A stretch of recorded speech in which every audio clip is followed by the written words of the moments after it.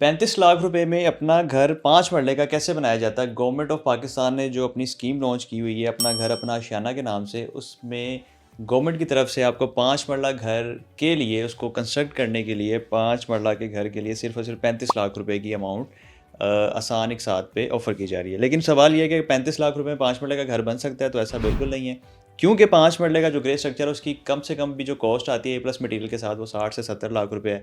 और अगर आप फिनिशिंग की बात करें तो 1 करोड़ प्लस इसकी फिनिशिंग चली जाती है। तो गवर्नमेंट ऑफ पंजाब हुकूमत ने इसको रिकंसीडर करने के लिए अभी डिस्कशन चल रही है कि इसको तकरीबन ये जो आपका लोन है 35 लाख रुपए का उसको 1 करोड़ 20 लाख रुपए तक इसको इंक्रीज़ किया जाए। और ये इंटरनल एक ख़बर है, अभी इसको ऑफ़िशियली अनाउंस नहीं किया गया। इस पे काम चल रहा है, वर्क हो रहा है, क्योंकि उनको भी पता है कि 35 लाख रुपए में आप 5 मरले का घर नहीं बना सकते। तो ये एक अहम अपडेट थी, अहम इन्फॉर्मेशन थी।